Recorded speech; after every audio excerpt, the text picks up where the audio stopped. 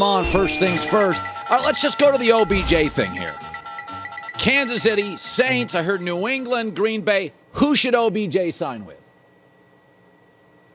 Well, I think his decision should be based on how good is the quarterback, how good can the team be. So Green Bay would check every box you would want if you had confidence that Aaron Rodgers is going to be there past this year. Because while where Odell picks doesn't mean it has to be where he plays next season, what would be best for him in his career is he picks a place, it works, and he stays there. So Green Bay was, I told you before the year I thought Cleveland should trade him to Green Bay to appease Aaron Rodgers, and because Cleveland didn't need him. I think Green Bay makes sense. I think Seattle makes sense. I obviously think Kansas City makes a ton of sense. You have continuity at quarterback. They're going to win that division, and they need a number 2 wide receiver. The Patriots, to me, make no sense because he has dealt with mediocrity at quarterback most of his career. Why would he want to deal with it more? Yeah, he'd be the number 1 receiver. And the Saints, let me put it like this, Colin. I will be very disappointed, not like parentally disappointed, but like as a fan disappointed in Odell if he picks the Saints. Because in my opinion, he'll be picking home and targets over what has been the hurdle, which is quarterback play. They've got Trevor Siemian. They've got an H-back as their quarterback hierarchy right now. And next year, I guess they'll have Jameis coming off an ACL. I want to see Odell with a star quarterback. So go to Green Bay, go to Kansas City, go to Seattle, maybe even, hey, he can come visit you, Colin. Go to L.A. with the Chargers and your beloved Justin Herbert, who I think you had as the best quarterback in the AFC until he fell off a cliff the last month. Go somewhere like that. Don't go to Trevor Siemian just because it's home. That would be my advice. All right. So we are at the halfway point in the NFL, and the Chiefs deserve credit. They may look awful, but they're winning while looking awful. They look bad against Green Bay. They won. They look bad against the Giants. They won. It only counts as a W in your little pocket schedule, right? Mm-hmm. So now they go to the Raiders. Raiders are off a kind of bad loss. Let's say Kansas City to those Giants the Chiefs beat. Kansas City goes to the desert, beats the Raiders. Are they, in your mind, okay, we're on to season 2, they fix their issues? I think if Patrick Mahomes starts looking like Patrick Mahomes again. So the first 4 games of the season, Mahomes was arguably the best quarterback in football, and the defense was historically bad.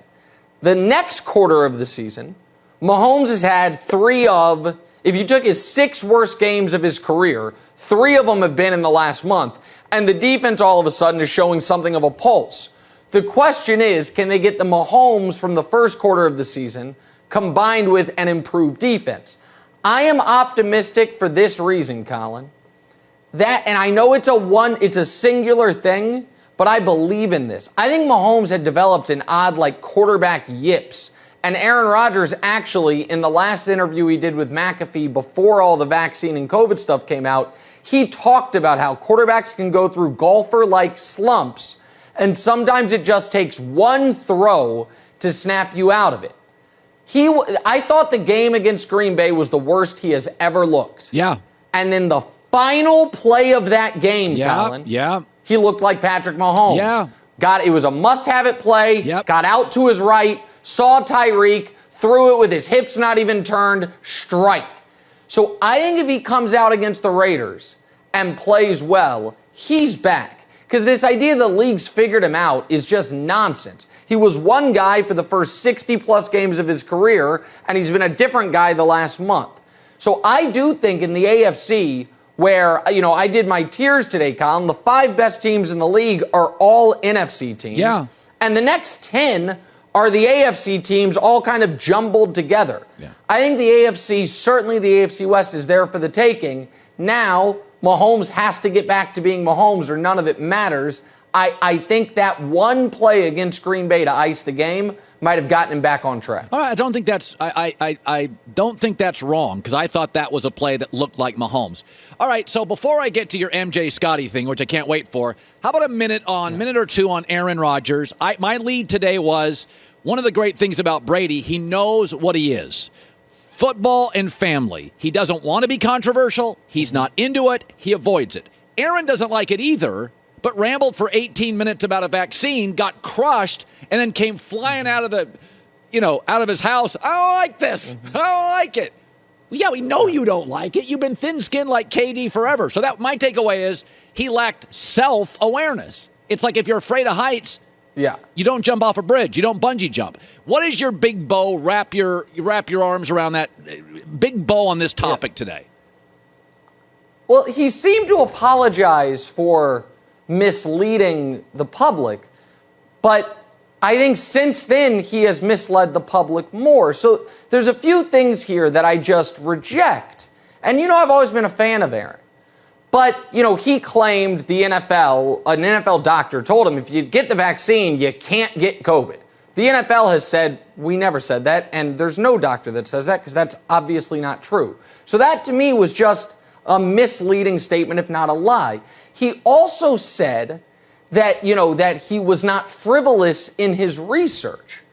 Well, yes, you were.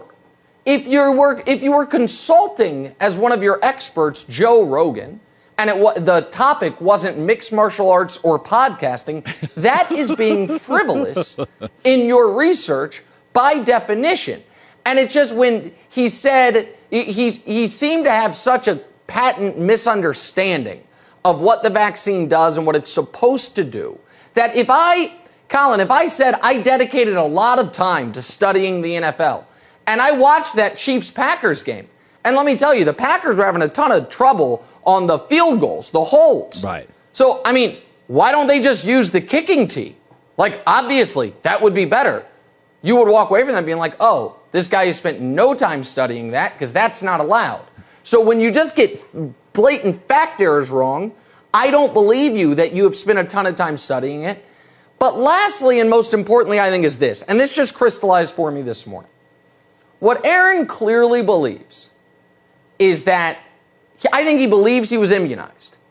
And he clearly believes the vaccines for many people are dangerous and ineffective. So you are Aaron Rodgers, one of the most powerful, popular, potent athletes in the world. We are in the 20th month of a pandemic that in this nation alone has taken 750,000 lives. And you think 3 months ago, you have come up with a better cure than the vaccines. Do you not have a responsibility to tell someone about it other than Miles Teller? Shouldn't you, thumb out a tweet, hey guys, I cured COVID, here's the steps. And if you really believed you were immunized and it was better than the vaccines, and the only reason you didn't tell people was because you didn't want to be criticized, it's one of the most selfish things that's ever happened in sports history. Guys, I cured the pandemic. Why didn't you tell anyone? Well, I didn't want a mean tweet from Cowherd about it. What? Use your megaphone, buddy. So the whole thing is frustrating to me. And I've always liked Aaron, but it's really frustrating to me, Colin. All right, finally, I wish we had more time on this, but let's be honest about this. You are the last remaining sportscaster in America that defends Pippen over MJ. And Pippen is saying in his new book, Michael's selfish. He didn't give me enough love. The floor is yours. Uh-huh. Well, I don't defend him over MJ. Colin, I'm dedicated to many things. My family, this show, The Herd, that I've been coming on for 5 years. I don't know if I've ever been compensated for it other than nice calls from Colin Cowherd. And NBA Truths. And Scottie is his own worst spokesperson.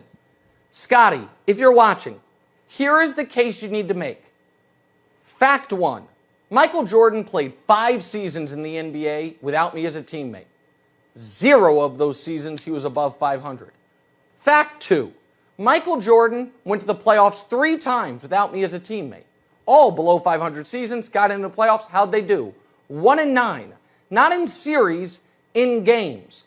Fact 3, the heroic effort, Michael Jordan gambled all night in Atlantic City and got criticized for it when we were down 0-2 to the Knicks, going for our first three-peat. How did MJ play after gambling all night in AC when we were down 0-2, a de facto elimination game? He went 3 for 18. I was 10 of 12 with 29 points, saved our season. Fact 4, our last year with MJ, we won 57 games. The next year without him, we won 55, and I was 3rd in the MVP race. Fact 5, after MJ quit a second time, 2 years later, I'm a key member of a Blazers team that's this close to going to the finals, if not for the Shaq-Kobe epic comeback. That's the case, Scottie, not why don't we talk about the bad back game. Scottie, we don't talk about the bad back game because you scored 8 points and played like you had a bad back. The other points are the points you should be making, my friend, and I'm here to help you because I just want people to have an accurate portrayal of NBA history. That's right. I have no agendas here. This is not about LeBron or Kareem or anything. It's just an accurate portrayal of NBA history, Colin. That's what I care about. I'll tell you, that's a very, I mean, I listen to you. It's like Michael Jordan was Muggsy Bogues after that. You can sell, my friend. He's 16 inches taller than Muggsy. I mean, give him a little credit there. But no, I mean, look. All right, Nick Wright, first things first. I'm going to take a break. We went long. Hi, everybody. Thanks for watching. Subscribe here to get the latest from the show. Also, be sure to check out more of the best clips from The Herd or go watch a few segments from other shows on FS1.